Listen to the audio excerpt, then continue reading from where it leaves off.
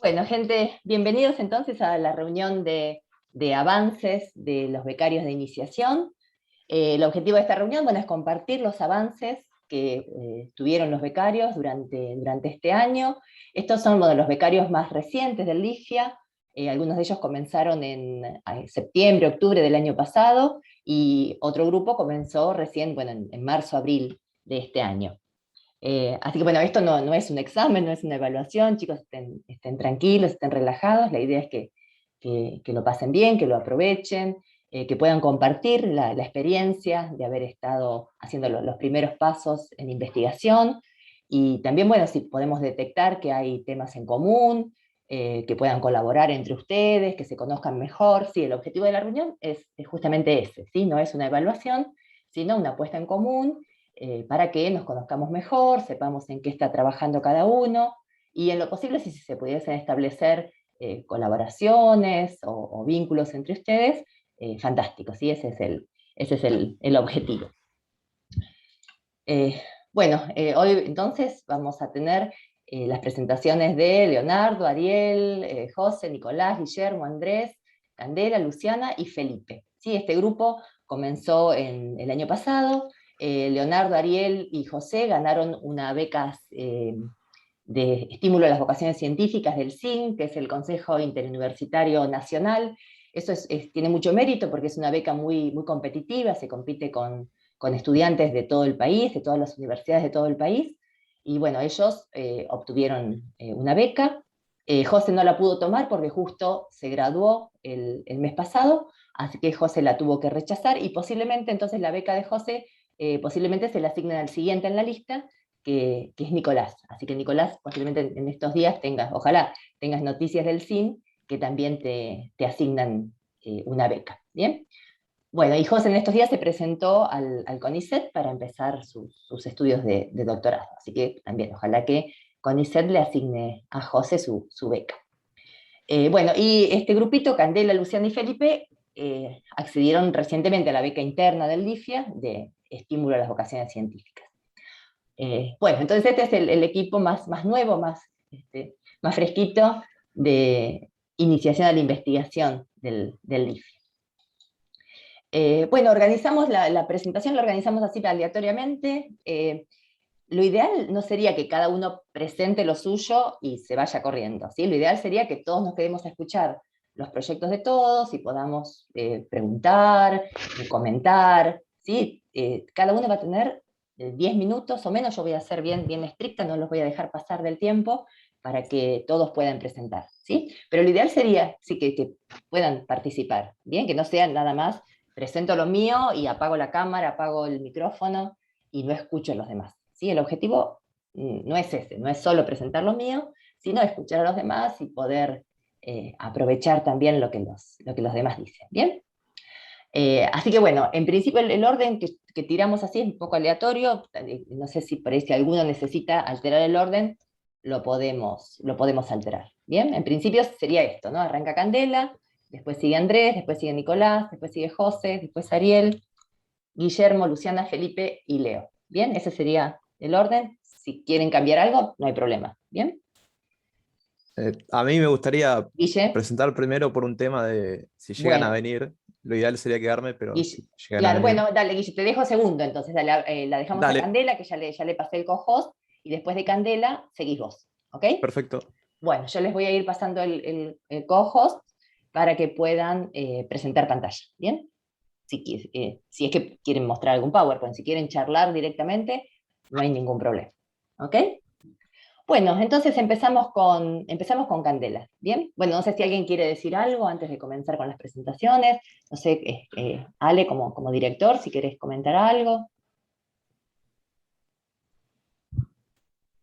No te escuchamos, a ver.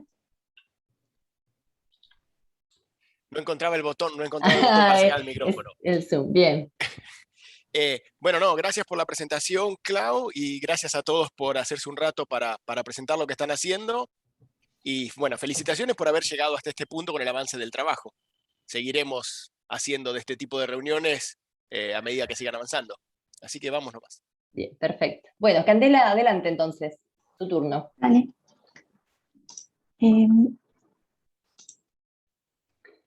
Candela es nuevita, Candela arrancó ahora en abril con la beca de estímulo. Ahí estoy compartiendo pantalla. Sí, perfecto, te estamos viendo.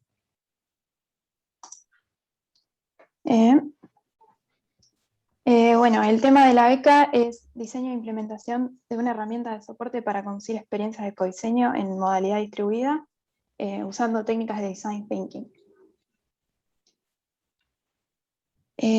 Bueno, la idea surgió a partir de la necesidad de asistencia en alguna de las etapas de codiseño virtual sobre una herramienta de autor pensada para la interacción presencial. Esta herramienta permite crear espacio de trabajo y codiseñar juegos de preguntas.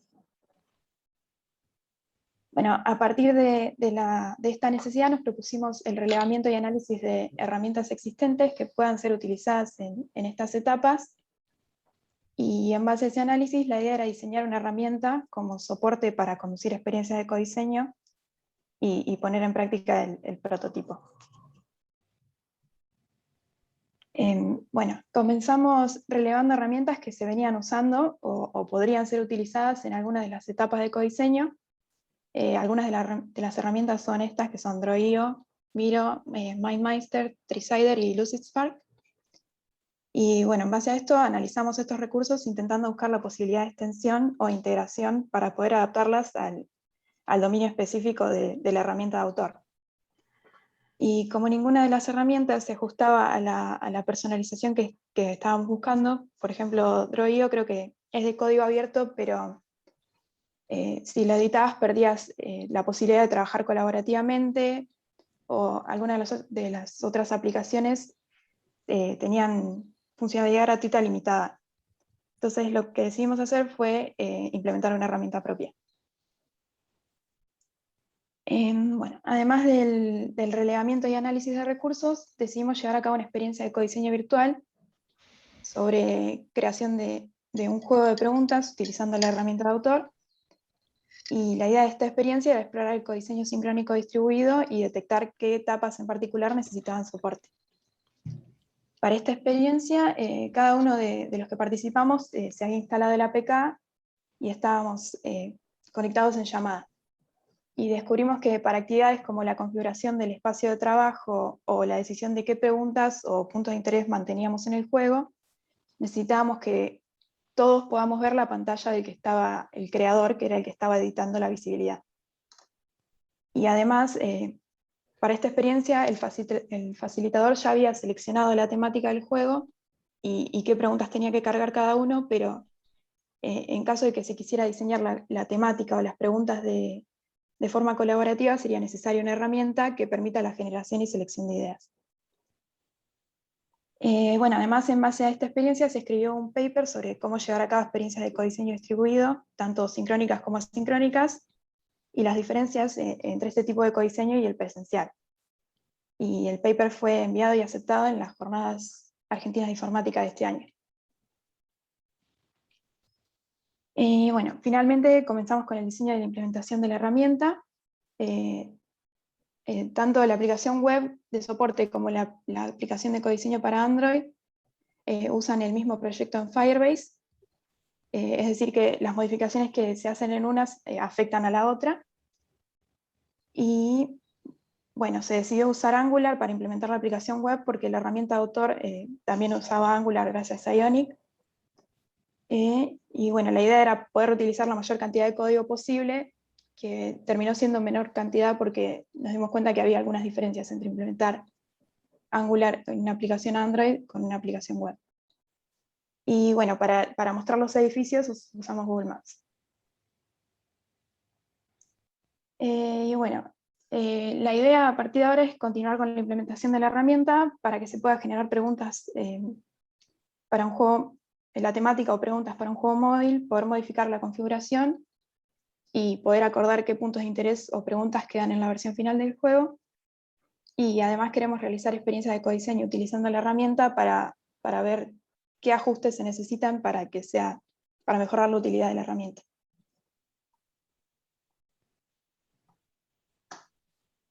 Y ya estoy. Perfecto, Candela, te sobró tiempo. Candela, yo te puedo hacer una pregunta. ¿El proyecto lo empezaron, vos te integraste al grupo, a un grupo que ya estaba formado, y ya habían comenzado con el proyecto? ¿O lo comenzaste vos el proyecto? La herramienta web la comencé Ujú. yo me incorporé al grupo de la herramienta de autor para la versión Ujú. Bien, de Android. fantástico. Bien, re lindo trabajo. Muy bien. Bueno, ¿alguien más quiere formular alguna pregunta para Candela? Tenemos un minuto. Bien, Guillermo, anda preparándote. Bien. Está bueno, a mí me gustaría saber, ¿está orientado para que se utilice en qué niveles? O sea, supongo que esto se va a utilizar, por ejemplo, en niveles educativos, en las aulas, y estaría orientado a qué niveles, secundario, universidad. En realidad, la aplicación que yo estoy usando está más relacionada con la aplicación de Android. Al principio la idea era hacerlo más genérico, pero en realidad la idea es usarla con esta aplicación, supongo que. Bien, genial. Bien, muy bien. Bueno, gracias, Candela. Bueno, continuamos entonces con el proyecto de Guillermo. Guillermo, si querés compartir pantalla. Bien, ahí les comparto. Ahí se me si se ve. Bien, perfecto. Bien, yo soy parte del proyecto IA en Acción. Estoy con Matías de director. Y para contarles un poco, estamos trabajando en el área de la construcción, que está atravesando por muchos cambios, sobre todo cambios de regulaciones que van a entrar en vigencia pronto. En particular, la importante es que se decidió como modelo de estandarización el modelo BIM, que para decirlo coloquialmente es construcción orientada a objetos. Cada elemento del plano tiene sus propiedades y va a aportar cierta información y enriquecimiento al proceso de construcción en general, ya sea cantidad de materiales requeridos, el costo. Les permite realizar muchos cálculos y procesamiento de Big Data en planos. Esta es una imagen representativa se puede tener la representación en 2D y tanto en 3D y muchas más. En particular, esto representa un gran desafío porque la cantidad de los planos que hay actualmente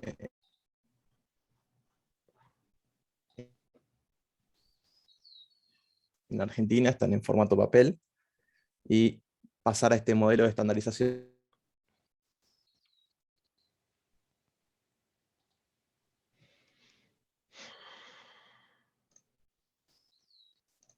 requiere realizar esa gran cantidad realizando detección de objetos. Queremos generar y estandarizar un proceso para pasar de esos planos físicos al modelo BIM correspondiente a dicho plano. Durante el transcurso del proyecto realizamos diversas actividades. Yo me uní al proyecto ni bien empezó. Usamos como base el conocimiento que obtuvimos en otra área en la que se realizó detección de objetos, y además analizamos soluciones propuestas a problemas similares, e investigamos distintos modelos de detección de objetos para ver cuál se ajustaba a nuestras necesidades y el caso de uso. A su vez tratamos de recopilar una cantidad importante de planos para generar un dataset de entrenamiento y testeo que sea adecuado. Y también almacenamos, procesamos la salida de todo eso. Realizamos OCR porque los planos contienen gran cantidad de etiquetas y eso simplemente con la detección de objetos se estaba perdiendo. Entonces nos pusimos a la tarea de hacer esa detección, vincular cada etiqueta con el elemento que corresponda y generar un script que automáticamente a partir de esos datos genere el modelo BIM correspondiente. Como resultado de todo eso, logramos detectar con gran precisión elementos de planos de estructura y de corte.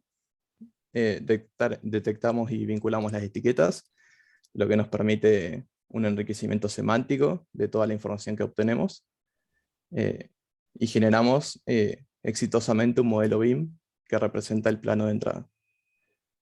Juntando todas estas partes que por sí solas funcionan, generamos un un pipeline que nos permite, a partir de un plano de entrada, terminar con un modelo BIM representativo.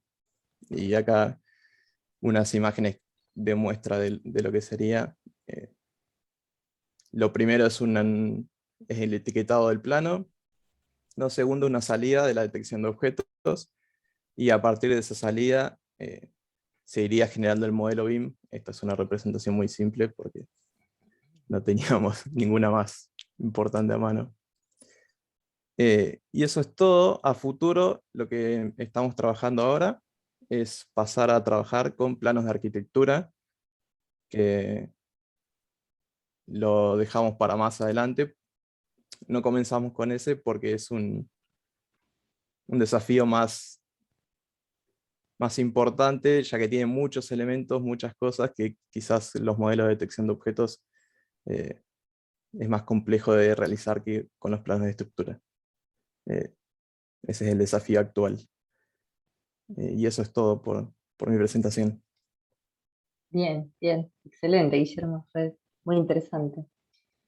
Muy interesante. Bueno, mientras le pueden hacer alguna pregunta a Guillermo, que tiene todavía un par de minutos, Andrés, anda preparándote, que continúas vos. Guillermo, ¿ustedes trabajan con arquitectos, con gente que... Sí, el colaborador del proyecto es un arquitecto, ingeniero, arquitecto, es el hermano de Matías. Y nada, nos colabora con todo el tema del conocimiento de arquitectura y nos ayudó mucho con la generación del dataset, que es complicado ir y preguntar si nos pueden otorgar planos, digamos, libremente. Claro, perfecto. Bien. Bueno, ¿alguna pregunta para Guillermo? Andrés, por favor, si ya podés ir compartiendo tu pantalla. Dale. Guille de ahí. Bien, Ahí está. Bien. Bueno, ¿alguna otra pregunta para Guillermo? Bueno, gracias, Guillermo. Muy, muy interesante. Bueno, continuamos ahora entonces con el proyecto de Andrés. Andrés, bien, ya estamos viendo tu pantalla, Andrés. Perfecto, adelante. Me presento.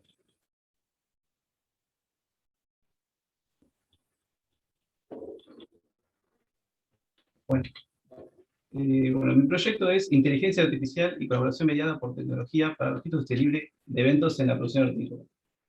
Todo este nombre gigante es porque este proyecto viene de uno anterior, que básicamente está enfocado en el ámbito de la horticultura platense, donde la problemática que se intenta solucionar es que ahora se le exige a los horticultores tener buenas prácticas en sus producciones para obtener un certificado, que con este certificado van a lograr agregar valor a sus productos. El tema es que para lograr este certificado, las organizaciones que homologan le piden recopilar mucha información de todo lo que pasa en sus granjas, como por ejemplo las cosechas, cuándo se hicieron, qué fitosanitarios aplicaron, qué adversidades tuvieron, cuándo cosecharon. Bueno, toda esta información es difícil de recopilarla, y más para los horticultores que no son muy, ellos saben del campo, mucho de esto de registrar las cosas no son amigos. Bueno, entonces en colaboración con la Facultad de Agricultura de La Plata, comenzamos a trabajar en esto y desarrollamos un sistema web minimalista que les permita recopilar toda esta información.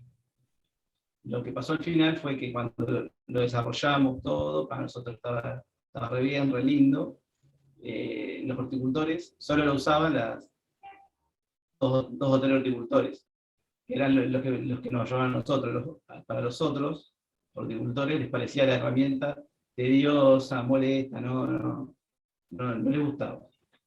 Entonces, este proyecto va a intentar hacer justamente eso, que la PAFARP sea lo que intentó ser, que es que ayude a los horticultores y que les parezca más fácil recopilar los datos, y no lo contrario, es que les parezca más difícil.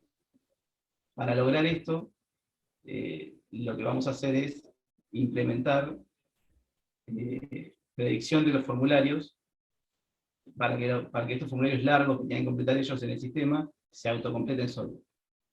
Esto nace porque detectamos que mucha de la información que se cargaba era repetitiva, y bueno, con Machine Learning, inteligencia artificial, vamos a poder predecir estos campos para que el esfuerzo de carga sea mucho menor para los horticultores.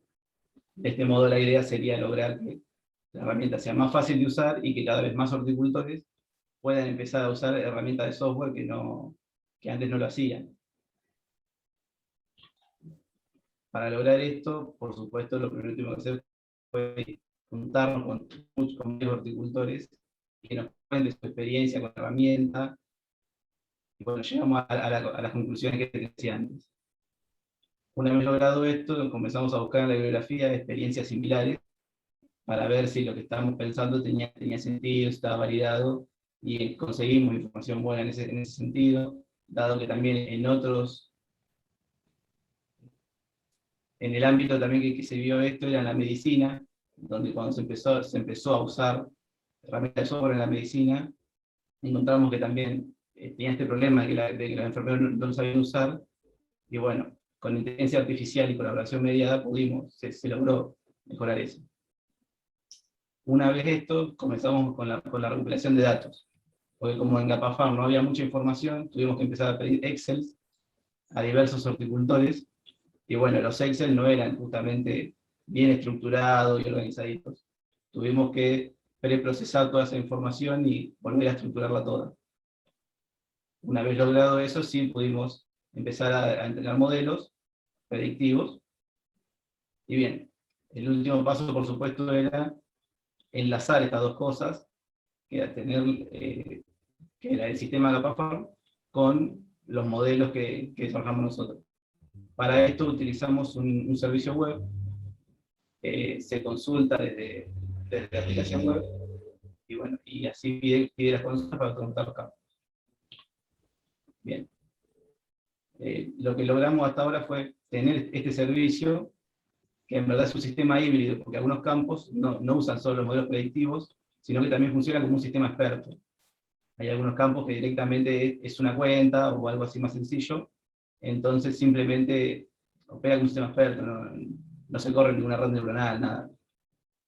También lo que logramos, que nos pareció muy importante, fue generar datasets de la horticultura platense que pueden ser usados no solo para lo que hacemos nosotros, sino para futuros proyectos en otras cosas.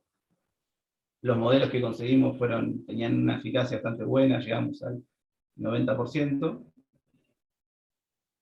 Y bueno, también damos alternativas cuando no hay un gran volumen de información disponible, para poder empezar a hacer algo para poder empezar a generar esos datasets sin mucha información.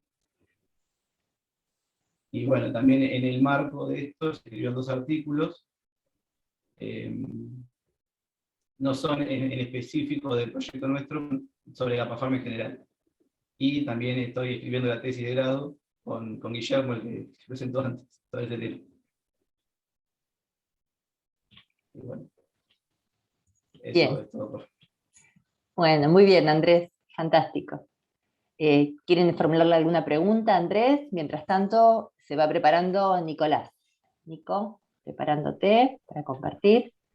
Yo tengo una pregunta, pero de pura curiosidad. ¿Cuál fue la Sí. excusa de los agricultores para no querer usar la herramienta, más allá de que les resulte difícil? Por ejemplo, mi tío es plomero y dice que no quiere usar las herramientas porque, bueno, Claro. no les interesa básicamente, pero es como que cuesta entender por qué no les interesa. Sí, porque ¿Pasa a ver, por ahí nosotros también? nos pasó lo mismo, porque a ver, la idea es que ellos lo van a tener que registrar igual. Pero bueno, muchos hacen papel, y si no, el Excel. Pasa que lo que tiene el Excel es que ellos pueden completar como quieran, o sea, si una fila no la completa no pasa Claro, nada. Tiene mucho esa menos flexibilidad, y estandarizado. bueno, después el que lo tenga que ver y revisar, que se la arregle. O Entonces, sea como que, que claro, es tener que, prácticamente bueno, porque lo hacen pensar así y ya está. Esa es la Y sí, excusa, básicamente digamos. es eso. Después algunos que eran un poquito más, nos decían que capaz que les gustaría otro formato, no sé, pero básicamente es porque no están habituados a esto, no les interesa, Claro, pero bueno, si logramos, la idea sería que al final de todo ellos simplemente tengan que poner, bueno, coseché y ya el sistema le diga, depende del mes, depende de todo, casi que lo autocompleten todo y en un segundo, o bueno, un segundo, en 1 o 2 minutos puedan registrar todo. Y ir viendo también eso de un poquito más de experiencia de usuario, que no estamos enfocados en eso por ahora, pero de tratar de mejorar esa experiencia y que el usuario esté más cómodo con el sistema. Impecable, genial, está muy bueno. Gracias. Bueno, gracias. Perfecto. Bueno, gracias Andrés. Muchas gracias. Yo tenía un, Bueno, perdón, levanté la mano. No. Nicolás, querías decir algo, Diego. Adelante. Sí, no, buenísimo el trabajo que presentaste, Andrés. Es un pedido, estaría bueno que si podés compartir los datasets que generaron y a mí me gustaría Bueno. escuchar un poco más sobre cómo construyeron los modelos, qué es lo que hiciste ahí. Para mí estaría buenísimo. No ahora, Bien. ¿no? Pero en algún momento poder coordinar que si tenés ganas, Dale, al menos a dale. mí que me explique qué fue lo que hiciste ahí. Sí, sí, cuando quiera, no hay drama. Buenísimo. Hola, hola, ¿se me escucha? Perfecto, Nicolás. Bueno, ya estamos viendo. ¿Se ve Estamos viendo. ¿se ve la presentación? Sí, estamos viendo tu pantalla. Buenísimo. Así que todo bien. Adelante, Nicolás. Hola, primero que nada, perdón por no poder poner la cámara, me acabo de dar cuenta de que Zoom no me toma la cámara. Soy Nicolás Champané, mi orientador es Luis Mariano Vivo.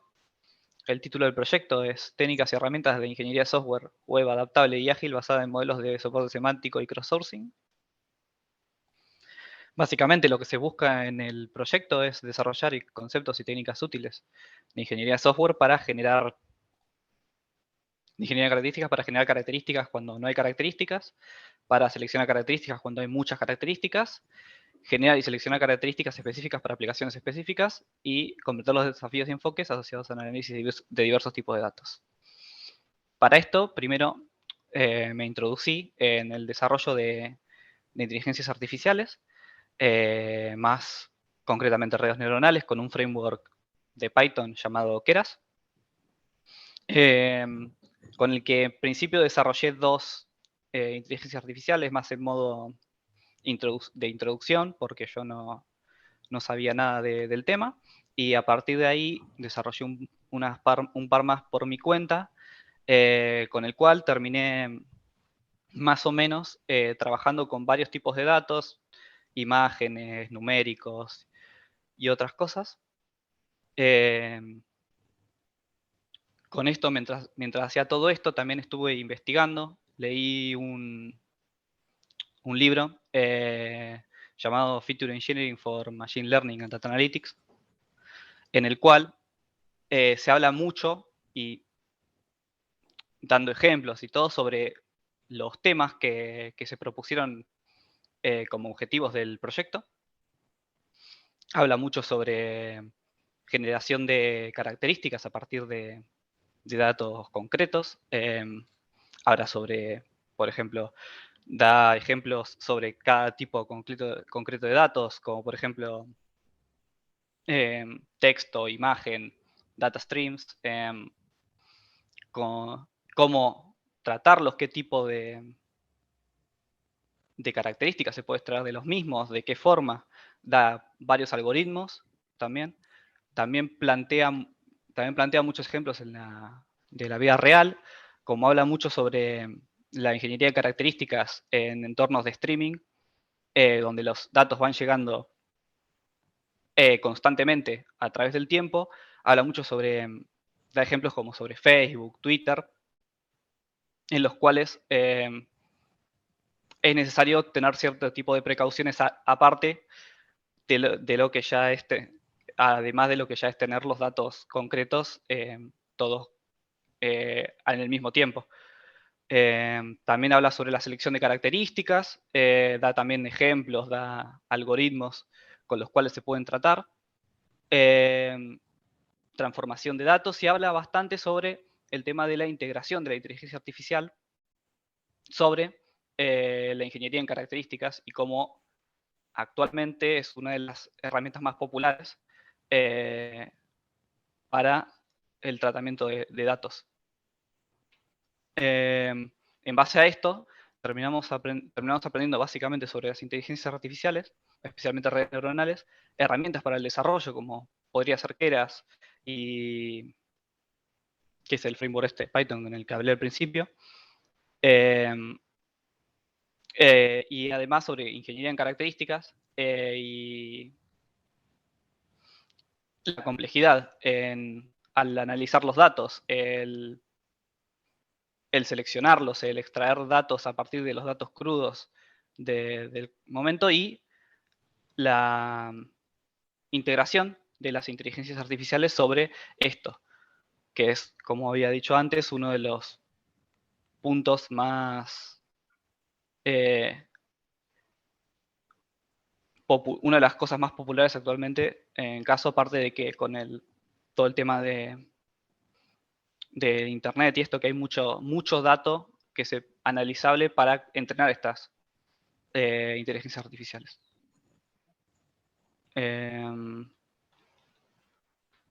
Bueno, con esto terminé, no sé si hay alguna duda con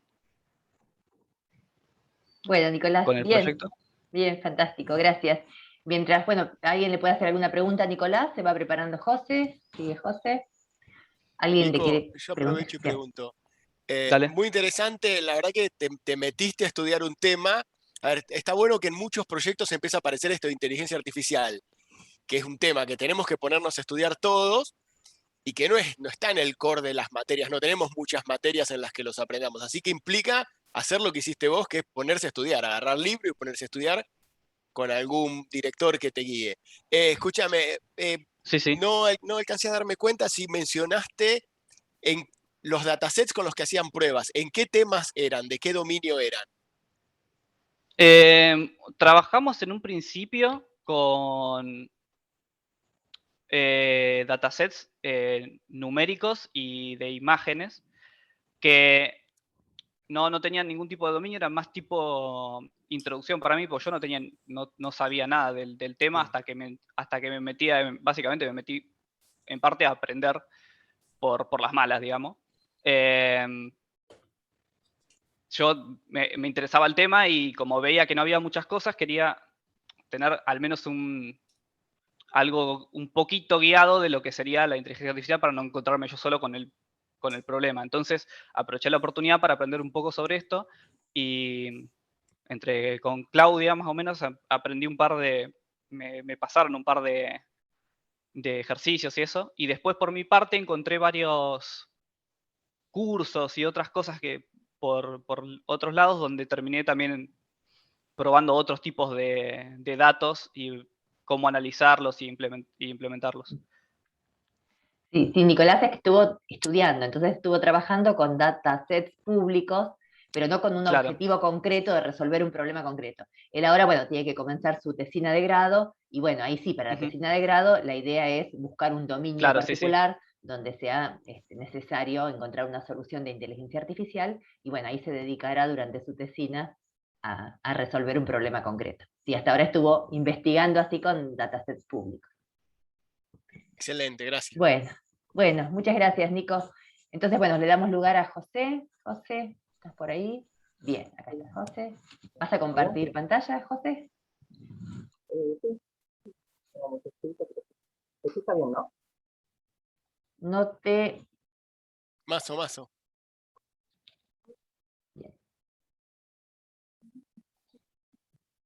Ahí no se te escucha nada. No, ahí no. A ver si es aire. Ahí mejoró, aire, ahí mejoró. Ahí sí mejoró. Empeoró. Mejoró. Sí, ahí está bien. ¿Mejoró así? Bueno, creo que había una pregunta en el chat, Claudio. Sí, estoy viendo acá, sí. Preguntan si los collab están disponibles. ¿Sí? Por ahí podríamos después difundirlo, la gente que ha estado haciendo desarrollos, yo creo que no hay problema en compartir, ¿sí? los ejemplos que se han desarrollado. ¿Sí? Sí, Nico, bueno, José también, todos los que hayan trabajado, yo creo que podemos así compartir nuestros ejemplos. ¿Bien? Después, bueno, si quieren yo me encargo de difundirlos. Bien, esa era la pregunta del chat. ¿Bien? Bueno, adelante, José. Bueno, dígame si se ve.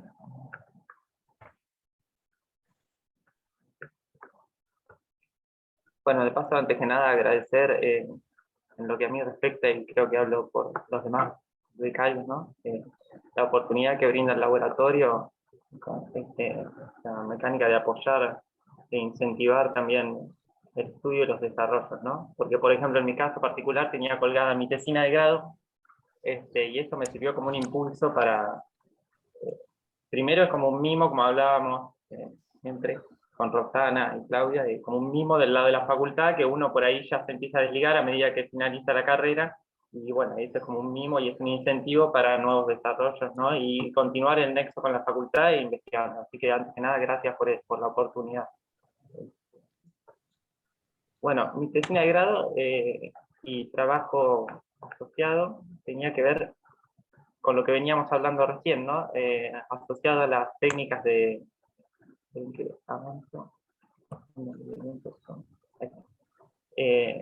mi tesina o informe que resultó en una tesina de grado se llama Estudio de métodos y técnicas de aprendizaje por transferencia en el contexto del aprendizaje automático. Y bueno, la idea surgió principalmente porque el nuevo mundo como hablábamos, inteligencia artificial, redes neuronales, que nos resultó atractivo a todos, yo quería realizar algo asociado con esos temas, pero puntualmente en lo asociado a la medicina, reconocimiento de imágenes, etc. Entonces, ante la vicisitud, la dificultad que surgió asociada a los datasets, ¿no? Con los cuales estas redes se alimentan, digamos, eso potenció, al no encontrar para un dominio específico, como en mi caso era algo asociado a medicina y reconocimiento de imágenes, del dominio de la salud, los datasets necesarios, sobre todo en la cantidad necesaria para obtener un alto rendimiento, ante esa dificultad empezamos a analizar la posibilidad de lo que es la transferencia de aprendizaje, ¿no es así? Es decir, transferir el conocimiento de otros dominios donde esos datasets ya existan, y tal vez no estén muy relacionados, para beneficiar el conocimiento sobre una tarea o dominio objetivo, digamos. Bueno, al analizar que esos dominios y tareas podían variar en la transferencia, nos dimos cuenta que explotaban en una cantidad significativa de diferentes técnicas y metodologías que se pueden aplicar. Entonces, mi trabajo consistía básicamente, también abocado a, como soy yo, un novato en el tema, digamos, facilitarle a quienes iniciaban con estos temas, digamos, llegar desde un dominio similar que querían resolver, hacia qué técnicas o metodologías abocarse para poder tener bueno, un punto de referencia o cómo son las metodologías que deberían ante cada caso o ámbito de aplicación aplicarnos, ¿sí? Entonces, en base a cómo se van diversificando esos dominios y tareas, los contextos de los datasets, es decir, si disponemos de datos etiquetados o no, el grado de similitud entre los dominios que están asociados en la transferencia del aprendizaje, en base a eso desarrollé una especie de flujograma o diagrama de flujos que nos lleva desde cada uno de esos ámbitos o situaciones, ¿no? Ante cada problemática que queremos resolver, hacia las metodologías y técnicas más apropiadas para esos casos, ¿sí? Entonces, básicamente, de eso consiste mi trabajo. Y bueno, lo que nos propusimos hacer es justamente eso, profundizar los conceptos, porque en el desarrollo de la tesina, además, a modo de introducción, se detallan los objetivos, los motivos por qué surge el transfer learning, qué viene a solventar mucho de lo que ya hablaba, ¿no? Es así. En cuanto a la dificultad de etiquetado, de conseguir datasets abundantes, etc. Y bueno, en uno de los capítulos de la tesina planteo la aplicación de ese flujograma que les comentaba sobre un caso puntual de reconocimiento de imágenes asociado al campo del cuidado de la salud, ¿no? ¿Sí?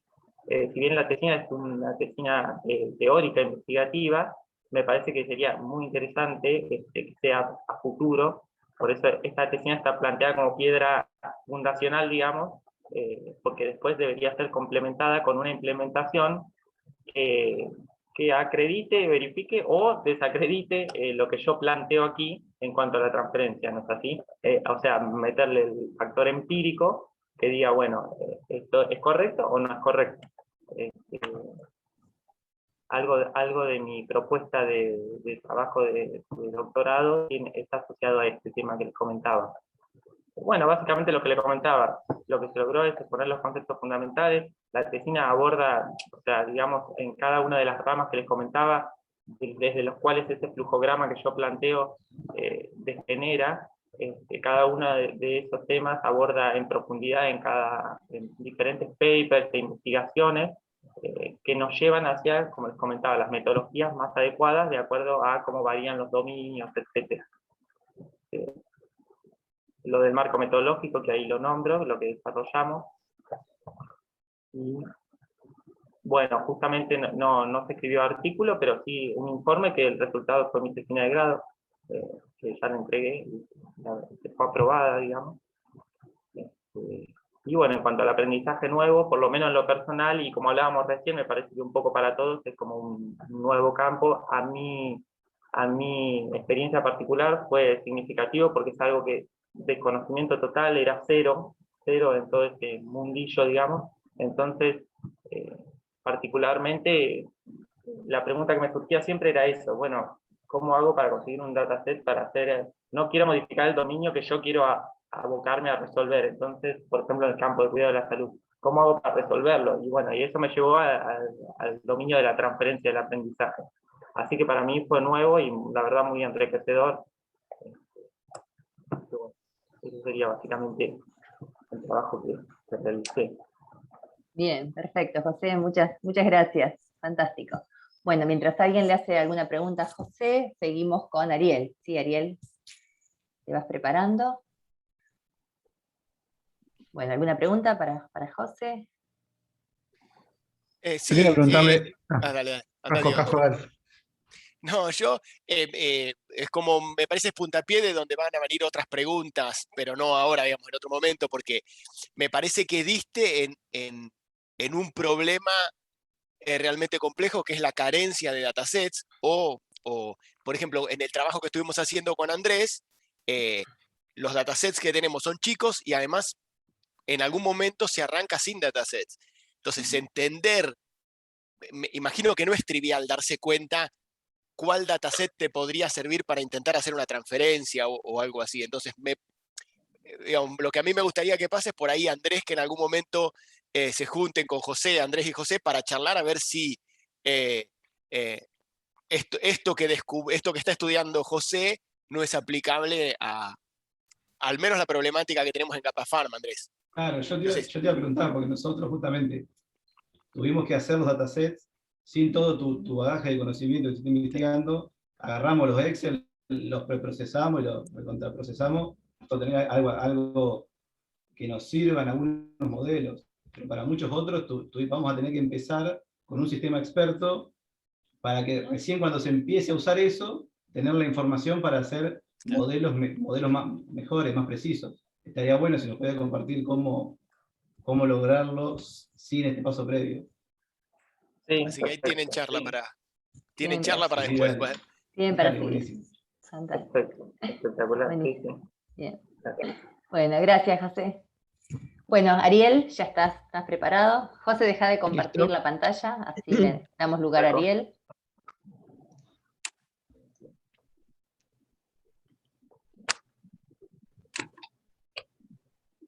No me deja.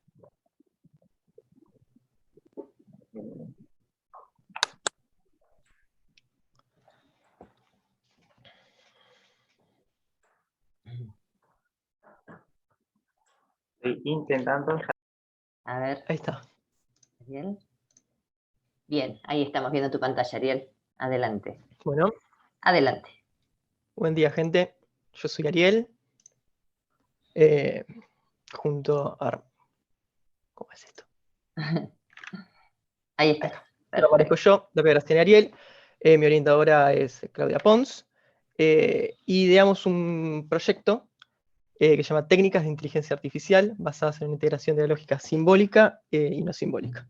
La misma está siendo vinculada a una beca que obtuve del EBC, que previamente se comentó, y estoy elevando la propuesta en este momento. Bueno, voy a explicar un poco ahora en qué consiste la propuesta. La inteligencia artificial no simbólica es la más conocida en estos días. Ya con esta definición que se ve acá, ya nos podemos dar cuenta un poco de qué hablamos. La construcción de modelos matemáticos predictivos a partir de grandes conjuntos de datos de muestra. Claramente son redes neuronales o machine learning. Y por el otro lado, la IA simbólica surge en el nacimiento de la inteligencia artificial, cuando la memoria era muy cara y no se contaba con estos grandes conjuntos de datos para armar estos modelos. Entonces está inspirada en la lógica matemática y se basa en la manipulación de representaciones lingüísticas abstractas. Acá vemos dos ejemplos. Uno es de la Deep Blue, en 1996, una inteligencia artificial simbólica, cuando venció al ejército maestro Garry Kasparov. Y la otra que vemos es una inteligencia artificial no simbólica, generativa, que ahora les quiero mostrar un ejemplo, pero es la interpretación a un texto que yo le di, que es Dragón del Vacío, Void Dragon. A ver si podemos... Acá está el collab. Básicamente hay que ingresar algún que otro texto, a ver si alguno me tira alguno para poner, y vemos que puede llegar a generar mientras hacemos la presentación. Si puede ser en inglés, mejor.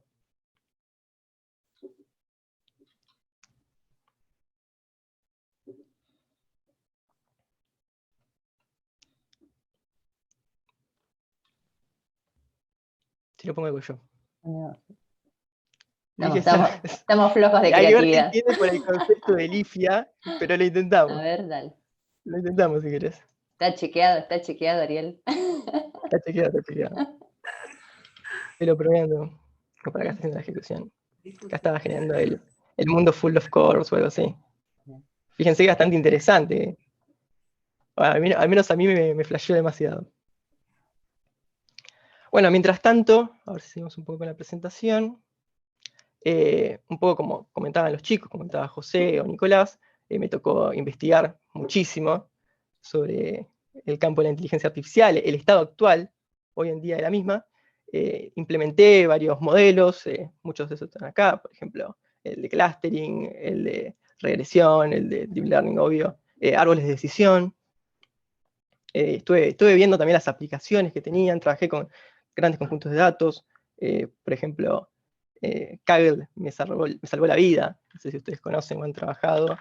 Hay un montón de cursos acá que me ayudaron, también hay un montón de datasets para trabajar, guías. ¿Qué más? También experimenté un poco, jugué un poco con las APIs de Google Cloud, orientadas a inteligencia artificial. Me hice una página web, por ejemplo acá que la podemos ver, que se pueden subir imágenes y extrae, como te digo, entidades. Por ejemplo, esta imagen de un auto sale una rueda, el cielo, el vehículo, la nube. Y también dentro de cada una vos podés ponerle un comentario, y también con otra API distinta de Google Cloud, lo que extrae es sentimientos y emociones de un texto. Te lo puntúa del -1 al 1, dependiendo de qué tan negativo o positivo respectivamente sea. No es muy precisa por lo que pueden ver, fíjense que feo es 0.3, y feo con signo de exclamación 0.5, pero bueno, hace el intento por lo menos. Ahora vamos a chequear cómo va esto. Bueno, ya veremos, seguro para... me quedó acá colgado en los últimos... en la generación del video. Bueno, seguro para finalizar este plenario tengamos algún tipo de imagen generada. Bueno, ¿qué más? Más que nada eso, estuve jugando demasiado, estuve aprendiendo muchísimo en este año, en lo que respecta a la inteligencia artificial. También un poco me metí en la ciencia de datos, con este manejo de grandes volúmenes. Y ahora pronto estoy elevando mi propuesta para encontrar una integración satisfactoria entre la inteligencia artificial simbólica y no simbólica. Así se alinean las fortalezas y desventajas de ambos modelos. Más que nada enfocado al tema de la interpretabilidad, ya que el gran problema, además de esto que estábamos mencionando, de la necesidad de grandes conjuntos de datos para crear estos modelos de redes neuronales, otro gran problema es que estas redes neuronales actúan como cajas negras que no sabemos qué pasa en el medio. Entonces esos datos, o sea, dependen mucho de los datos de entrada, y estos datos pueden estar sesgados, y no tenemos forma de saber qué pasa desde una entrada hasta una predicción, hasta una salida. Y la idea es un poco abrir esta caja negra y con la inteligencia artificial simbólica y ver qué pasa, que es un poco más expresiva, ya que está derivada de la lógica matemática y las representaciones lingüísticas abstractas. Bueno, eso es todo. Bien, bueno, bien, Ariel, perfecto. Muchas gracias. Bueno, mientras alguien le quiera formular alguna pregunta a Ariel, se va preparando Luciana. ¿Sí, Luciana?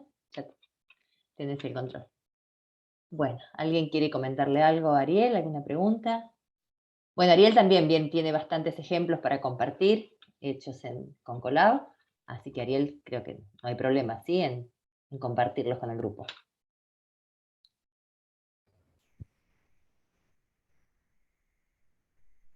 Bien. Bueno, ahí estaría. Gracias, Ariel. Bueno, Luciana, ahí estamos viendo tu pantalla. Perfecto, adelante. Bueno, nosotros estamos trabajando en el proyecto de descripción de requerimientos de calidad con soporte semántico. Lo que se propone, se pretende abordar en este proyecto la problemática del lenguaje natural en especificaciones de requerimientos.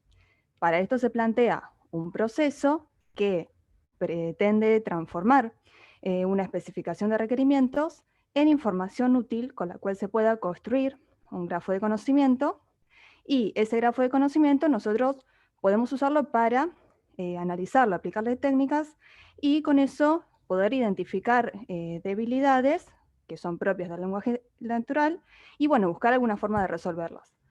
Esto, digamos, a ver, las especificaciones de requerimientos nosotros sabemos que se hacen en lenguaje natural, sabemos que se hacen con grupos de personas, y también sabemos que el lenguaje natural tiene acarreadas ciertos inconvenientes, como son, bueno, la ambigüedad, la redundancia, imprecisiones, inconsistencias, ¿sí?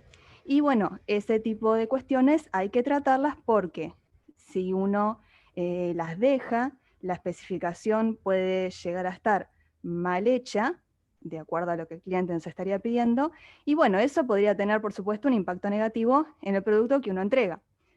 Si vos no llegás a comprender el dominio del problema, lo que vos le ofrezcas luego al cliente tiene una probabilidad alta de ser defectuoso. Entonces, bueno, para esto usamos escenarios, ¿sí? Como técnica de licitación de requerimientos, y con eso construimos un grafo de conocimiento. El grafo de conocimiento lo que te permite es representar conceptos a través de tripletas no ordenadas, que son, bueno, de la forma nodos enlazados a través de aristas, ¿sí? Entonces, bueno, esto está relacionado a través de, se aplican propiedades semánticas que permiten generar un contexto. Este contexto es un poco lo que hacemos los humanos cuando decimos, bueno, tenemos una palabra, yo tiro hacia el aire la palabra vela. Entonces, bueno, qué sé yo, pueden pensar en un montón de significados cada uno, según para dónde apunte el contexto que pensó cada uno en ese momento, ¿no? En cambio, si yo les doy una oración donde está utilizada esa palabra, van a emplear esa definición, pero en ese contexto, y van a poder identificar si, por ejemplo, se está refiriendo al objeto de cera, con la llamita, a la vela de cumpleaños, o a la vela del barco, por ejemplo.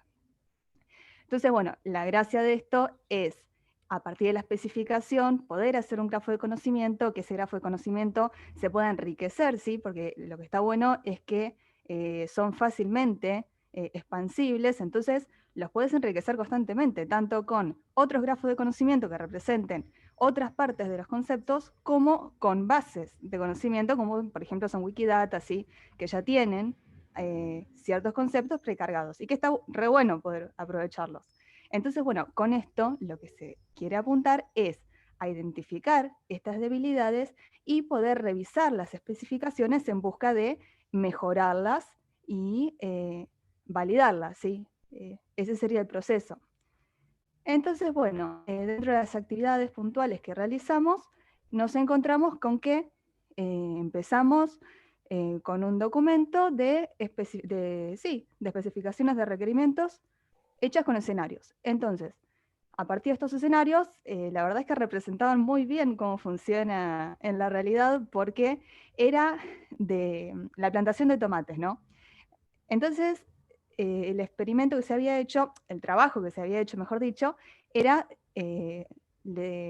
cada persona describía la plantación de los tomates.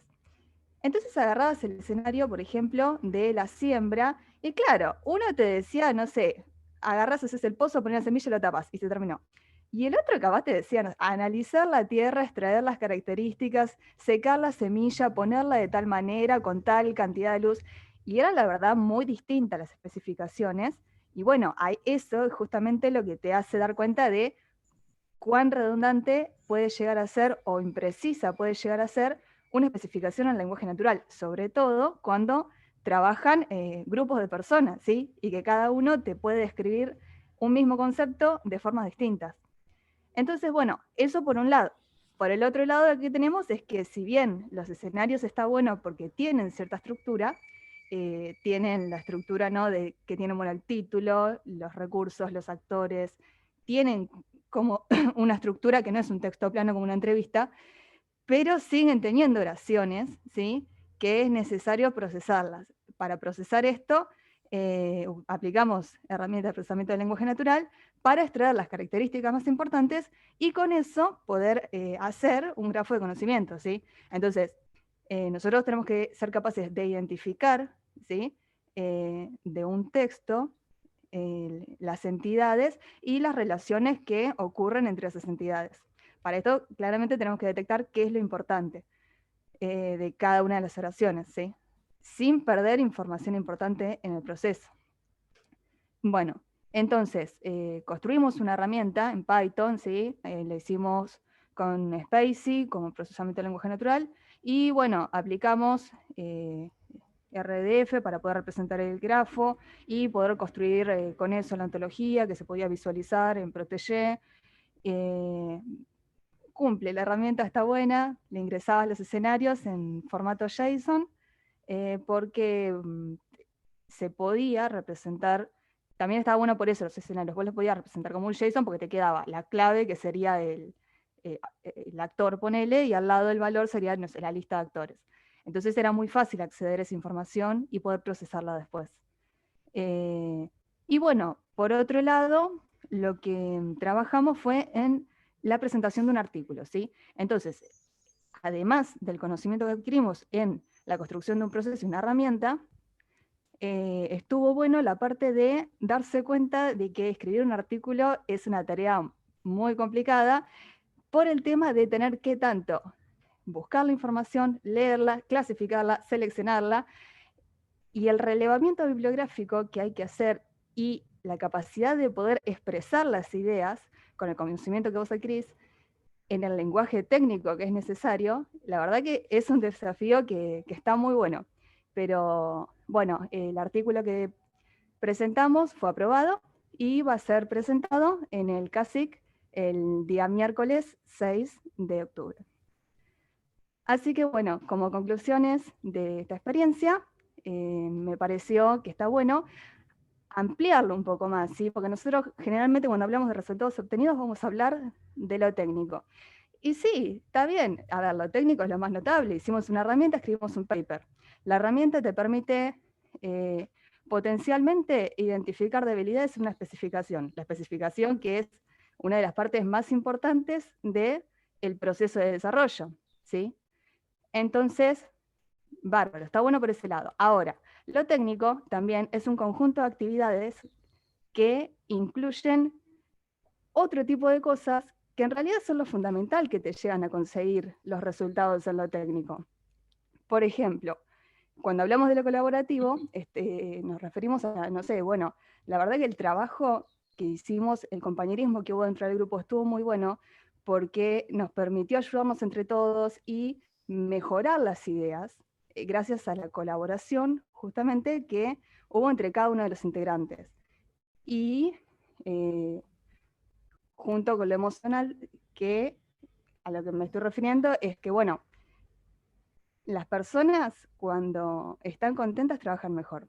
Y la verdad que el ambiente de trabajo que se desarrolló en el proyecto fue muy favorable, los directores siempre estuvieron a disposición, los encuentros que teníamos eran muy productivos, y en criollo la verdad que salías de los encuentros con una manija terrible de sentarte y seguir haciendo y metiendo ideas, que está re bueno, así que es una experiencia muy positiva para mí, y me parece que es un conjunto del todo lo que te permite llegar a los resultados técnicos de los que después hablamos. Así que bueno, eso es todo. Muchas gracias. Bueno, gracias, Luciana. Bueno, ¿alguna pregunta para Luciana? Mientras tanto, Felipe, ¿te vas preparando? Acá, Catalina, ¿alguna pregunta? ¿Levantaste la mano? No, le di el ok a lo que decía Luciana. Ah, ok. Es un ok. Perfecto. Perdón, que es una característica del LIFIA, creo que hemos... Claro, sí, que en realidad, bueno, todo se complicó mucho con la pandemia, ¿sí? Porque claro, las reuniones a las que Luciana se refiere seguramente son reuniones virtuales, ¿cierto, Luciana? ni hablar. Entonces, lamentablemente, no pudimos hacer las acostumbradas reuniones presenciales. Pero bueno, ya volveremos. Ya volveremos. Sí. Bueno, Felipe, todo bien, perfecto. Estamos viendo tu pantalla. Adelante, Felipe. Hola, buenísimo. ¿Se escucha bien? Perfecto, adelante. Buenísimo. Bueno, mi proyecto va muy en mano de lo que decía el recién, porque básicamente es el mismo proyecto. Mi beca se trata de la descripción de requerimientos de calidad con soporte semántico, también está dirigida por Diego Torres. Y la idea de la beca es afrontar el problema de los problemas que trae el lenguaje natural, que ya nos venía comentando un poco Lugo. Teníamos, siempre que hablamos, inconsistencias, hablamos con ambigüedad,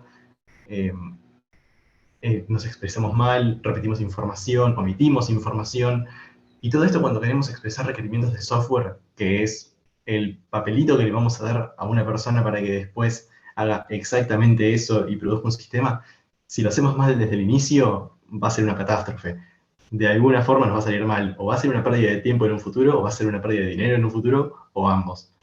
Entonces, la idea de todo el proyecto en general es proponer una herramienta que, como dice el título, brinde un soporte semántico a la hora de elicitar los requerimientos desde el inicio. Entonces, en el peor de los casos, el analista va a ingresar el texto que haya escrito en esta herramienta y la herramienta le podría decir, no, mira, che, tenés un problema acá, esto lo podrías hacer mejor, de diversas sugerencias, y el analista lo único que tendría que hacer en el peor caso es contactar con el cliente y que le diga, bueno, acá tenés más información, acá tenés más contexto, y mejorarlo ya desde el inicio, no pasar 6 meses de un desarrollo de algo que puede estar potencialmente muy mal. Entonces, los objetivos del proyecto más específicos son crear una herramienta que tome como entrada requerimientos en forma de escenarios, que son este tipo de texto, que es semiestructurado. Como ven acá, un ejemplo, tenés el escenario que tiene un título, que es trasplantar la planta de tomate, entonces vos sabés que esto es lo que va a hacer el escenario, a esto es lo que se está refiriendo, esta es la acción que se quiere realizar. Goal es el objetivo, esto es lo que se quiere conseguir después de realizar este escenario, trasplantar la planta de tomate, el objetivo es tener una planta de tomate en la tierra.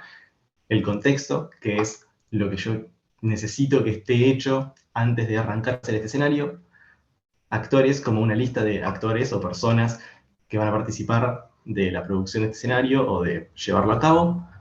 Recursos, que es la lista de objetos que se van a usar o que van a usar los actores para poder llevar esto a cabo.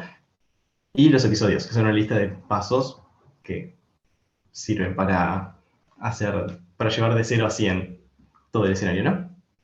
Entonces, la idea general es poder tener una herramienta que tome estos escenarios con esta forma y poder producir un grafo de conocimiento. Esto es un grafo normal, pero que cada uno de sus nodos representa una entidad distinta y sus aristas representan la relación entre esas dos entidades.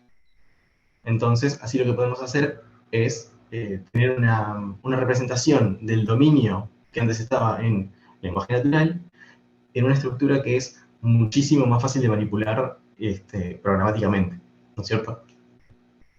¿Y para qué queremos esto? ¿Para qué usaríamos este grafo? Dos cosas. La primera es usarla para intentar detectar debilidades en los requerimientos iniciales, que es lo que les venía comentando. Por ejemplo, Si vos tenés un conjunto de escenarios, los pasas a un grafo y te queda que el grafo está compuesto por dos subgrafos, pero que están desconectados entre sí. Vos podés decir, esto está bien, son dos subgrafos y nada más. O te puede parecer, che, esto deberían ser dos proyectos completamente distintos. Porque si tengo un conjunto de escenarios que hablan de una cosa y otro conjunto de escenarios que hablan de otra cosa, capaz que lo estoy encarando mal. O capaz lo que pasa es que en los escenarios iniciales había algo que está incompleto, hay algo que falta, hay una parte que no estás pudiendo representar bien o que estás asumiendo se da aprendido, pero lo que no está en los requerimientos. Y que es justamente la parte que conecta esos dos grafos. Por ejemplo, ¿no? Se pueden hacer un montón de análisis sobre estos grafos para detectar distintos tipos de debilidades. Eso es un primer punto de lo que se puede realizar. Y en un segundo punto, lo que podemos hacer es aumentar el conocimiento que tenemos del dominio con estas grafos. Aumentar el conocimiento del dominio me refiero a generar grafos de este estilo. ¿Cómo? Si nosotros reconocemos que uno de los nodos, por ejemplo, habla del tomate o habla de una entidad en particular, lo que podemos hacer es consultar fuentes externas de información, también conocidas como bases de conocimiento, por ejemplo, Wikidata, que Wikidata es, por decirlo fácil y pronto, el grafo de conocimiento con toda la información de Wikipedia, o sea que es bastante interesante y polenta. Y lo que podemos hacer es cosas como, a ver, si yo mi grafo de conocimiento tengo un nodo que representa el tomate, y en Wikidata tengo el nodo que representa el tomate, decir, che, Wikidata, dame todo lo que sepas del tomate a mí, y enchufárselo a nuestro nodo. Así lo que podemos hacer es, bueno, tener algo como lo que se ve en esta foto, un grafo que es muchísimo más denso, muchísimo más rico, con un montón de información con la que podemos trabajar. De las actividades realizadas, en primera instancia, sobre la primera mitad del año y terminado hace poco, escribimos un paper que se basó en una herramienta que se empezó a desarrollar a inicios del año pasado y se terminó a fines del año pasado. La herramienta lo que proponía era un proceso para transformar texto en español que no estaba muy estructurado, con herramientas de lenguaje natural, a un grafo de conocimiento básico. Entonces, bueno, en el paper describimos todo el proceso de transformación que realizamos, las reglas sintácticas que se definieron, de si aparece este tipo de palabras o este tipo de frases, entonces lo que estás representando es esto y tenés que representar un grafo de tal manera, por ejemplo. Bueno, y como ya dijeron, por suerte el paper fue aprobado, así que va a estar presentándose en la edición de este año. Y sobre la herramienta actual, lo que comenzamos haciendo fue agarrar un montón de escenarios que estaban escritos en español, que fueron producidos por alumnos de maestría y tenían algunos errores como inconsistencias, algunas ambigüedades, no estaban del todo claro cuál era el que iba y cuál era el que no. Y lo que hicimos fue agarrar todos esos escenarios, que eran, ponele que 50 y varios como mínimo, traducirlos todos al inglés y después generar versiones compactas y que pudiéramos estar seguros de que eran las mejores versiones de sí mismos. ¿Para qué? Para contar con un corpus realista con el que trabajar, para poder alimentar a la herramienta con algo que tendría sentido encontrarse en el campo, con algo que un analista probablemente le dé de input. Después de esto, se produjo una ontología que permite describir a los escenarios usando grafos de conocimiento. Para poner en contexto, una ontología es básicamente a los grafos, parecido a lo que las clases son a los objetos, en el paradigma orientado a objetos, definen una estructura sobre la que los grafos van a representar el dominio o el conocimiento. Entonces lo que hicimos fue basarnos en una ontología que ya estaba diseñada por Diego y Lanto, que habían diseñado en un paper, y lo que hicimos fue adaptarla para intentar representar mejor el conocimiento que teníamos con los nuevos escenarios, con los escenarios en inglés estos. Y actualmente lo que estamos haciendo, que ya tenemos una buena parte hecha, es desarrollar un prototipo de una herramienta que hace este mismo proceso. Construir a partir de escenarios en inglés, usando herramientas de lenguaje natural, un grafo de conocimiento. Cuando digo usando herramientas de lenguaje natural es porque el texto en español o en inglés o en el lenguaje que sea no está pensado para ser trabajado por una máquina. Entonces necesitas algún tipo de herramienta de inteligencia artificial para decir, ok, esto se refiere a esto, esto se refiere a esto, esto se refiere a esto. Es muy difícil sino hacerlo en forma procedural. Y por otro lado, lo que estamos haciendo es un módulo para esa herramienta que precisamente vincule las entidades reconocidas por la herramienta en general con entidades de Wikidata. que es lo que les comentaba antes del tomate. Si yo encuentro que uno de los recursos es el tomate, anda a buscar Wikidata y dame la información que tengas del tomate. Así podemos entender que es lo mismo. Y después cuando publiquemos ese grafo en internet, por ejemplo, la gente que mire ese grafo va a decir, ah, ok, este recurso, que es tomate, es el mismo que habla de Wikidata, que es tomate. Entonces va a poder tener una conexión con grafos externos, no es solamente local. Básicamente lo que terminamos haciendo en general es una herramienta tipo pipeline, que hace primero, agarra el texto en formato JSON de los escenarios, después lo analiza todo y lo traduce a un grafo de conocimiento, y ese grafo de conocimiento lo usa para la conexión con otros grafos de conocimiento para la Wikidata. Entonces eso es por las actividades realizadas y por un poco algunos de los resultados que obtuvimos hasta ahora. Y en general, a nivel personal, te voy a comentar estas tres cosas que son los tres pilares de la beca. El primero fue desarrollar un proyecto más grande. Yo hasta ahora venía solo haciendo cosas de la carrera y no tenía la experiencia de trabajar en algo que probablemente, si todo sale bien, en un futuro sea mantenido y sea usado por los años por venir. Entonces, es esa experiencia de tener que hacer bien el código, documentarlo, diseñarlo, testearlo, todas esas cosas que en la práctica suenan lógicas, pero que no te pones a hacerlas en la práctica hasta este punto, hasta que te toca. Y nada, por ese lado la experiencia fue muy interesante. Después, más que nada con el tema del paper, tuve que reaprender a leer y escribir. A escribir en especial porque no me di cuenta de la cantidad de veces que escribía mal en español, en el mismo español, hasta que me dijeron, no, esto capaz que lo publican, ¿no? Esto capaz que es presentado en un congreso. Y es como, bueno, está bien, hay que ponerse las pilas. Y a leer, porque me tuve que remangar y leer un montón de artículos científicos, de libros acerca de tanto requerimientos, escenarios, de temas de la web semántica, de grafos de conocimiento, y muy específicamente de la intersección entre ellos, de cómo se complementan uno al otro, de cómo se pueden mejorar, también bastante de procesamiento de lenguaje natural, etc. Y el tercer pilar, que es el trabajo en equipo, porque por suerte estos dos no vinieron solos, o sea, estos dos puntos. Por suerte me tocó hacerlo con un montón de gente que estuvo ahí al lado y que pasó por lo mismo que yo y que estaba pasando por lo mismo que yo por primera vez. Entonces se hizo muy ameno trabajar en ese ambiente y nada, tengo la suerte de poder haberlo compartido y seguirlo compartiendo, tanto con los participantes como los que lo dirigen. Y eso es todo. Bueno, Felipe, excelente. Muchas gracias. No, Bueno, mientras hay alguna pregunta para Felipe, se va preparando Leo.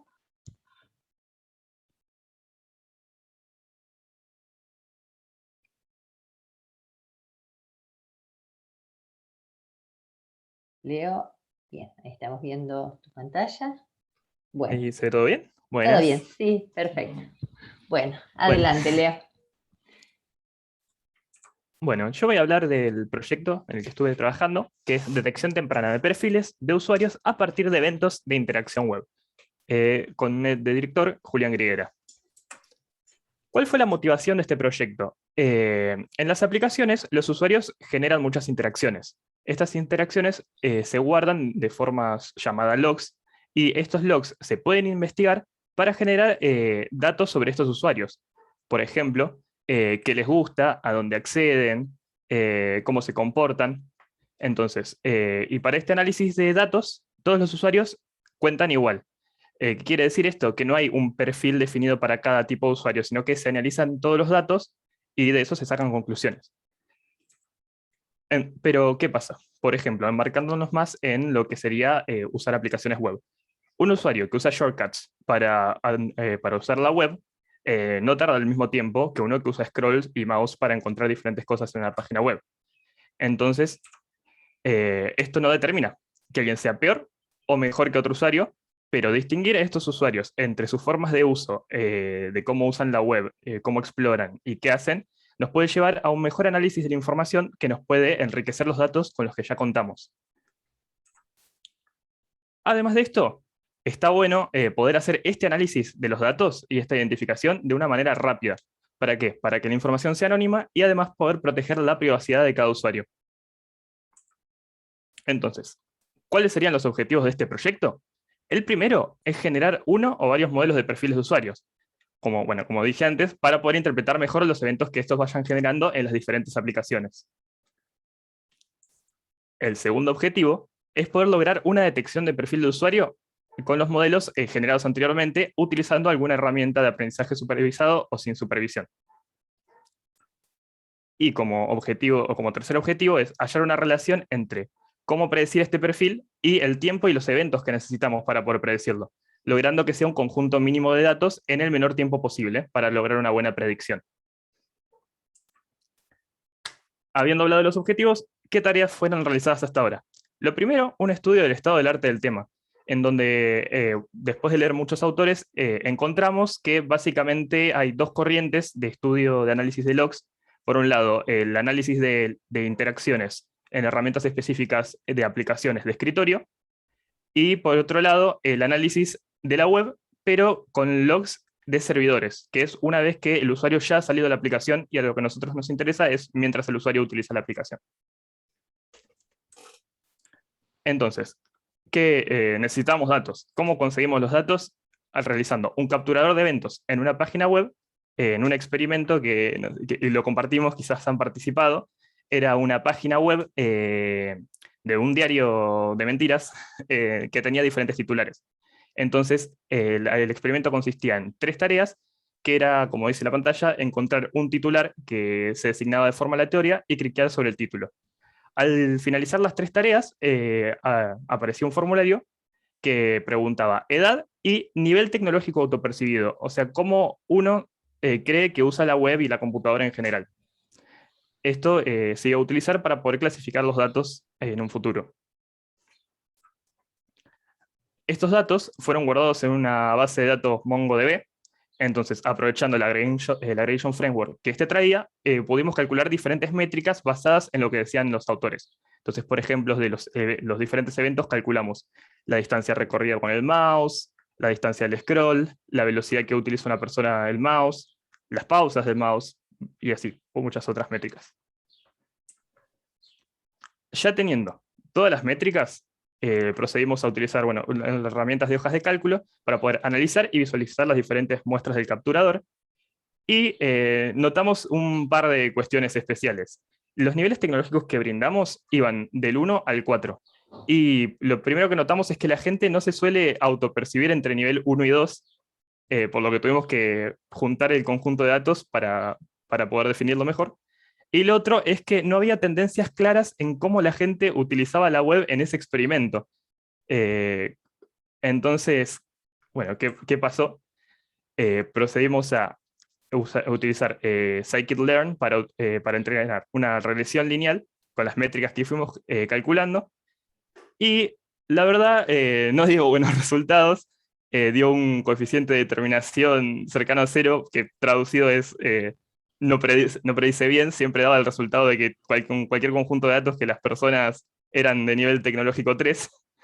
Así que tuvimos que utilizar otro dataset, porque la verdad es que participó poca gente, participaron 41 personas, y se ve que nos faltaba más gente. Entonces, ¿qué procedimos a hacer? Procedimos a utilizar un dataset que tenía otra investigación del laboratorio, llamado Micrometrics. Lo que nos importa de este otro proyecto es que se guardaban muchos screencasts de forma programática, es decir, gente que utilizaba diferentes formularios y se guardaban todas sus interacciones. Entonces teníamos interacciones con la web. Entonces, con esto vimos cada uno de los screencasts que existían y los evaluamos con su nivel tecnológico según cómo nosotros percibíamos el nivel de la otra persona, dependiendo de lo que hacía, si lo hacía bien, si lo hacía rápido, cuántas pausas se tomaba para hacer la actividad. Y una vez habiendo evaluado todos los screencasts, procedimos a hacer lo mismo que habíamos contado anteriormente. A calcular las métricas, analizarlas, entrenar regresiones lineales. Y acá obtuvimos muchos mejores resultados. La verdad es que tuvimos inteligencias con un coeficiente de 0,38 como máximo, y entonces ya nos tiró como una punta de que va mejor. ¿Qué conclusiones tenemos de esto? Primero, una basada más en lo que fue el estudio del arte, es que no hay consenso sobre definir perfiles de usuarios para investigarlos entre autores. Si bien como el área era muy extensa, porque algunos lo analizaban con aplicación de escritorio y otros con aplicaciones webs, nadie tenía un consenso de cómo clasificar los usuarios o sus niveles tecnológicos o qué métricas utilizar. Algunos la velocidad, otros la pausa, otros los tiempos totales.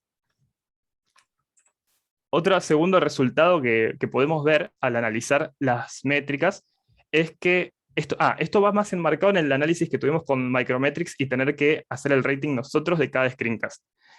Porque hicimos dos ratings. Uno cuando pasaban 10 segundos del screencast para analizar, y otro cuando terminaba. Vimos que la percepción que tenemos sobre una persona en la web cambia de lo que lo vemos al principio a el resultado final de cuando termina de interactuar con la web. Y por último, después de entrenar las diferentes regresiones y ver los datos, vimos que para el modelado de perfiles influye mucho la métrica de la pausa de las tareas, o sea, cuánto tiempo vuelve a hacer una persona una tarea, y bueno, métricas del teclado, que son los tiempos de escritura, pueden ser las mejores métricas hasta ahora para poder predecir estos perfiles de usuario. Y bueno, eso. Muy bien, Leo, muchas gracias. ¿Alguna pregunta para Leo? Bien. Bueno, entonces... Yo tenía un comentario bien. para hacerle. ¿Puedo? Sí, ¿O adelante, estamos Diego. justo en Adelante. tiempo? Sí, está muy bien. Gracias, Leo, por la presentación. Estuvo buenísima. No pude evitar dejar de pensar en un trabajo que estamos haciendo con Mara, que ella lo que analiza son perfiles de usuarios. Mara es una colega y está haciendo el doctorado, porque muchos no la conocen. Y lo que analiza son perfiles de usuario, se fija cómo mueven, pero no cómo mueven el mouse, sino cómo se mueven ellos. Entonces imagínate la pantalla, que el recorrido del mouse es el mapa y el puntero son las personas, ¿no? No es exactamente lo mismo, pero más o menos. Y hay un montón de análisis, los que vos contaste, que también los estuvimos haciendo, ¿no? Y también en algunos casos tuvimos esto que decía, che, no hay perfil, todos pueden estar en cualquier lado, y empezamos a ver también qué pasa con la no actividad y cómo representar la no actividad, si se influyen los perfiles. Y le encuentro una analogía directa con lo que estás haciendo, Sí. como para empezar a ver qué pasaría si empezamos a mezclar los dos puntos de vista, ¿no? Aunque sea para objetos de estudio que en principio parecen totalmente disímiles, ¿no? Así que bueno, me encantó escucharte, estuvo buenísimo. Es que sí, yo creo que pueden conectar mucho. Y bueno, me quedo justamente con esa particularidad que dijiste de la no actividad, que dentro de lo que son los estudios en el estado del arte y por lo que estamos viendo, la no actividad quizás influye más que la actividad misma, por lo menos enmarcado en lo que estamos midiendo acá. Y solo para tirarle la palabra clave, después si querés algo que lo que medimos sobre lo que tiene que ver con las actividades, lo que planteamos es que la forma en que las personas realizan sus actividades sea una analogía con una onda de voz, ¿no? Entonces tratar de encontrar el patrón de voz en algún lado, y eso lo hicimos analizando análisis de series temporales, ¿no? Que básicamente lo que hace es el dibujo es más o menos parecido, no tiene que ser punto a punto, porque si no te da que es totalmente diferente, pero con eso, y la palabra clave es Data Time Warping, DTW. Después si quieren les paso, y con eso ayuda a encontrar o no encontrar cosas. Sí, sería genial. Bien. Hay una pregunta en el chat también de Guillermo, que para Leo, dice, ¿pudieron ver si es más eficiente navegar solo con shortcuts o mouse y teclado? Pregunta Guillermo. La verdad es que no analizamos ninguna muestra con shortcuts hasta ahora. Todo lo que hemos visto es con mouse y teclado. Entonces no podría hablar mucho de si es más. Me imagino, o sea, personalmente me imagino que es más eficiente si querés hacer una tarea objetiva de encontrar algo específicamente. Pero después con respecto a las cosas que entrenamos e hicimos, no hemos observado nada de eso. Bien, perfecto. Bueno, entonces hemos concluido las presentaciones de los 9 becarios de vocaciones científicas del LIFIA. La verdad que es súper interesante todo. Aparte, también fue muy, muy bueno escuchar que de alguna manera sintieron la contención y el apoyo del grupo del LIFIA, lo cual realmente fue muy difícil en este tiempo de aislamiento, ¿sí? En en épocas normales, las reuniones en la sala de becarios, y este tipo de reuniones que se hacen de manera más frecuente, son mucho más estimulantes y prácticas. Así que bueno, de alguna manera me alegro de escuchar que igualmente se sintieron acompañados durante este tiempo. Bueno, Ale, no sé si vos querés agregar algo más. Sí, bueno, me gustaría nuevamente agradecer por todas las presentaciones. La verdad que la capacidad que han tenido de contar, de resumir en 10 minutos, porque todos respetaron los 10 minutos, sí, ayudó el template, pero creo que todos encontraron la forma de en 10 minutos hacer una presentación interesante y bien enfocada, así que felicitaciones por eso. Me alegro de que hayan aparecido muchos cruces, cosas como la que comentó Diego recién, de che, nos tenemos que juntar porque acá hay un cruce, porque eso es muy difícil que pase si no nos encontramos en el pasillo o en el gran aula de becarios, oficina de becarios que tenemos, que ahí es donde pasaba mucho de polinización cruzada, así que me alegra eso también. Agradecimiento y felicitaciones a los que están terminando la beca ahora. Hay algunos que ya están concluyendo en este mes esta beca. Les agradecemos que se hayan acercado al laboratorio y hayan decidido dedicar una importante parte de su tiempo a trabajar con nosotros. Y obviamente, más allá de que la beca concluya para algunos y ya se están recibiendo y están buscando otros horizontes, eso no quita que no puedan mantenerse conectados con los proyectos de investigación y con el LIFIA en la medida que puedan. Y bueno, a los que están a mitad de la beca, a seguir metiéndole para adelante. Todos los años hacemos, creo que ahora la sincronizamos, Claudia, para que no haya dos solapadas. Todos los años vamos a seguir haciendo estas convocatorias a becas porque nos parece una apuesta fundamental hacia el talento que puedan tener ustedes y el interés que puedan tener ustedes en dedicarse a la investigación. Así que bueno, si saben de amigos, colegas que hayan escuchado que ustedes hicieron esto, cuéntenles cómo es la experiencia, cuéntenle, si se enteran que hacemos las convocatorias, difúndanla, porque esto es algo que queremos seguir manteniendo, ¿no? Algunos se quedarán en la facu como docentes, otros decidirán hacer su doctorado, otros a partir de estar trabajando con nosotros irán al exterior a trabajar con alguno de los grupos con los que trabajamos nosotros, otros irán a la industria y quedaremos en contacto. Eso, agradecer a los que actuaron en este periodo como directores, porque se nota que transmiten el entusiasmo de lo que nos motivó a nosotros a meternos en esto de la investigación. Así que es clave para que estas experiencias sean lindas, que el director dé bolilla y transmita entusiasmo. Y bueno, y gracias especiales a Claudia, que es la que dentro del grupo del LIFIA está todo el tiempo con la cabeza en el programa de becas, que no son solo estas, sino es estar pensando en la convocatoria de becas del CONICET, del CIN, de la universidad, para asegurarnos de que los alumnos que están vinculados a la facultad y a nosotros no pierden estas oportunidades. Bueno, con eso me parece re linda actividad. Así que muchas gracias a todos. Bien, bueno, gracias a todos y muy linda reunión. Bueno, cerramos entonces la reunión y nos bueno, vemos. Seguimos en contacto. Hasta luego. Chau, chau. Chao, nos vemos.